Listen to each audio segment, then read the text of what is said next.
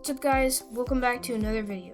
In this tutorial I'm going to be showing you guys how to make a really basic game with JavaScript using a game canvas. So yeah, I'm going to be using Visual Studio Code, so that link is going to be in the description. So if you want to use the same thing as me, you can. Also, I'm going to be using the live server extension so that I can see a live update of the game, which is nothing right now. Alright, so as you can see, I've already created some files. I made a CSS file, which you don't need, so you don't need to make that one, but I have index.html, and I've just done some basic setup here. You guys can do the same thing if you want. It's just, this is just set up like this, is just really basic. You don't even need this, pretty much, I don't think. And then this is making a canvas, and I'm calling it my canvas. And then I'm setting a variable width and a variable height. And I just set it to the width to be 1500 and the height to be 690. And then I'm calling the script.js, which is the JavaScript.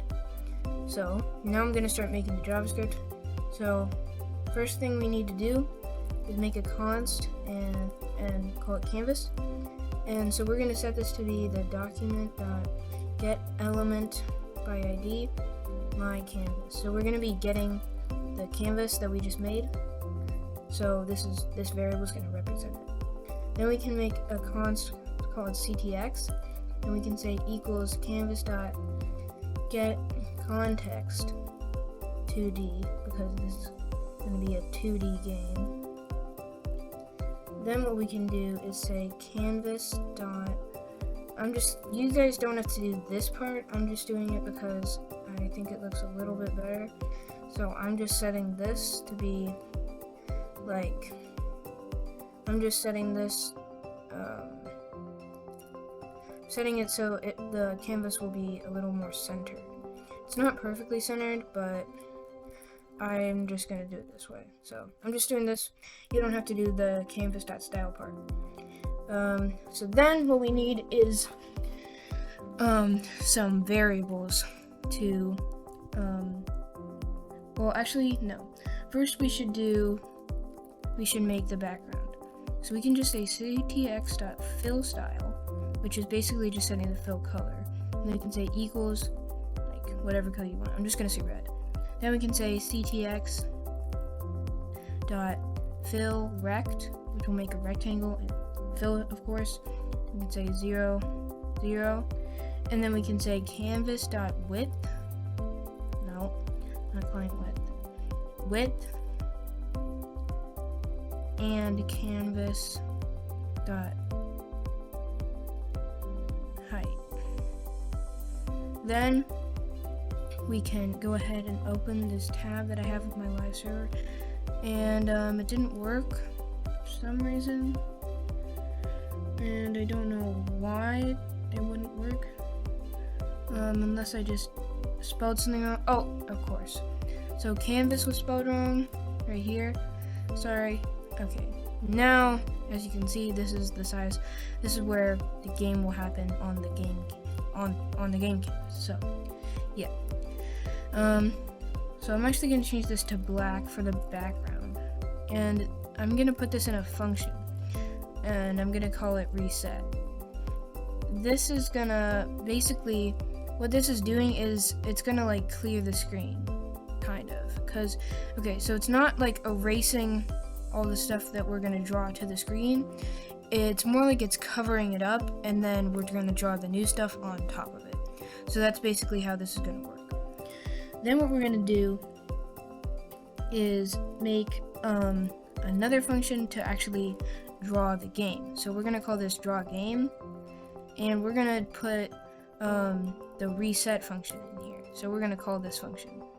And down here, we can just call the draw game function. And so now it's like this. So it's working.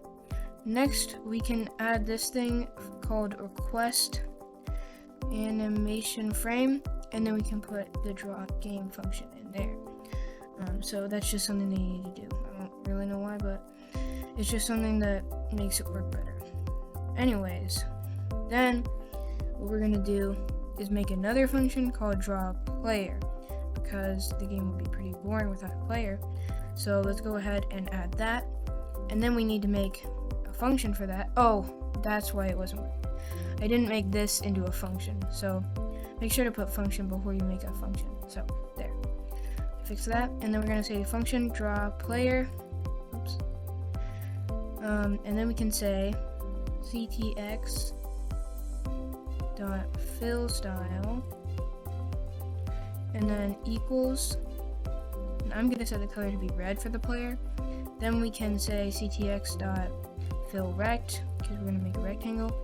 And then before we do this, let's make some variables, and we can say let x equal 450, let y equal 350. This is pretty close to the center. I didn't really I'm just guessing, but probably not going to be perfectly on center, but it should be good enough. So x, y, and size. These are going to represent the player's x, the player's y, and size is going to be both for the width and the height. So we can go ahead and put those in. X, y, size for the width, and size for the height. So that's good. Now there should be a player. So, perfect. We're going through this actually faster than I thought. Maybe I should slow down and explain a bit more, but I don't know. It seems pretty basic right now, though. I think you guys can probably figure it out.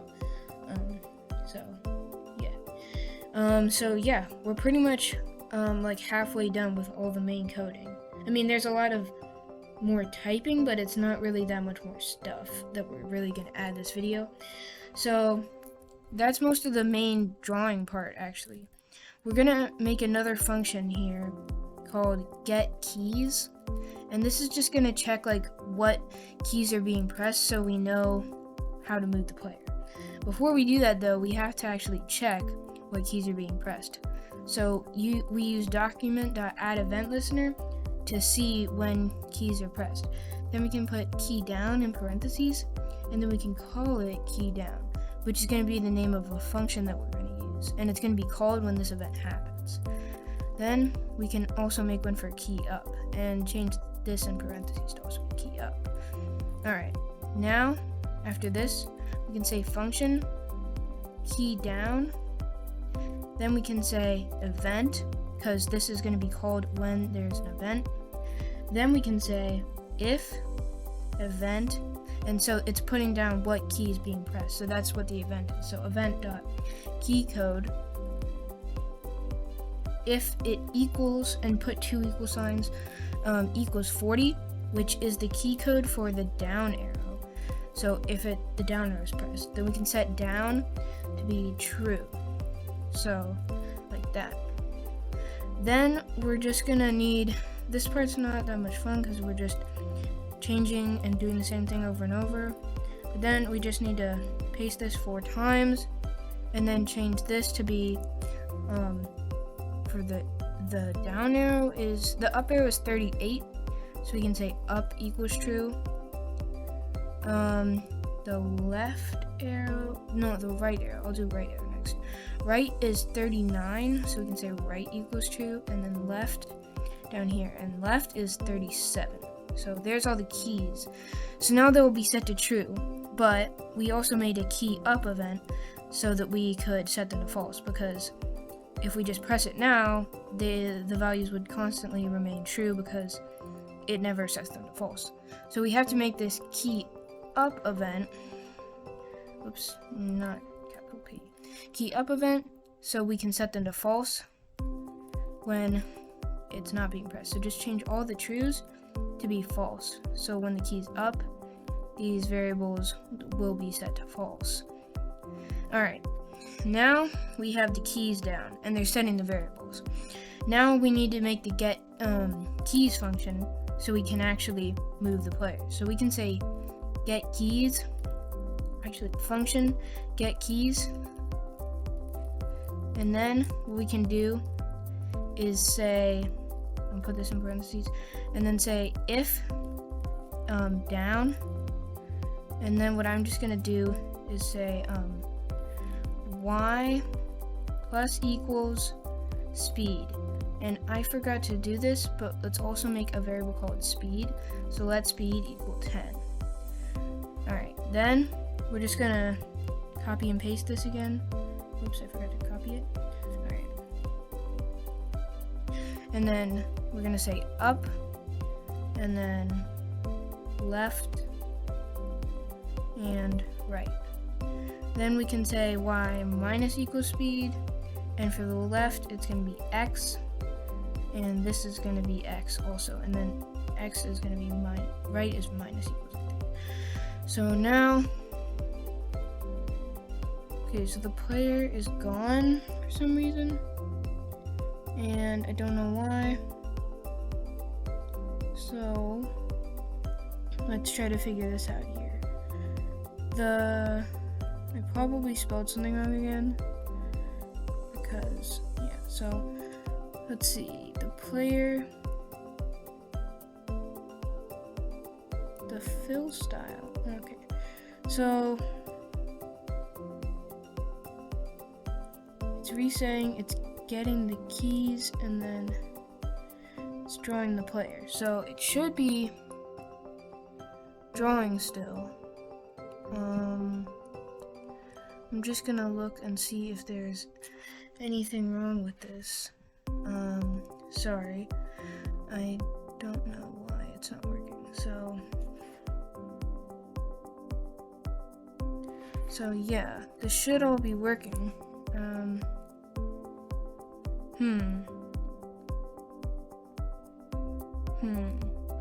Okay, so if down, maybe, I might have to pause the recording because I can't figure out why it won't work. So it's drawing the game. Everything seems like it should be working. So I guess I'm just gonna do this like how I would normally solve a problem. We can try just taking out the get keys and see if this helps maybe. Oh, okay, so the problem was in the get keys. So let's go ahead and see what is wrong with this. So apparently, oh, I set all these variables.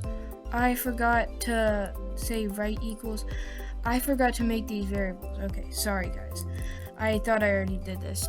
This is the second time I've had to record this because my mic wasn't working. Sorry. We have to say let up equals false. Sorry. Let down equal false. Let right equal false.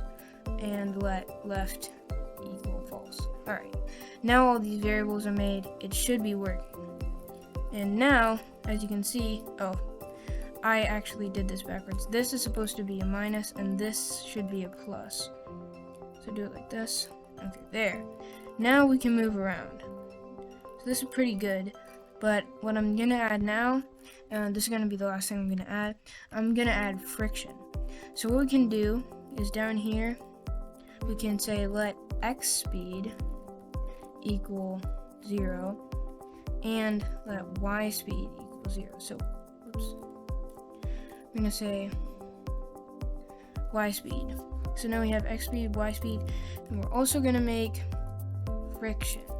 And we can set this to be 0.9. Alright, then what we're gonna do is actually change this to be x speed.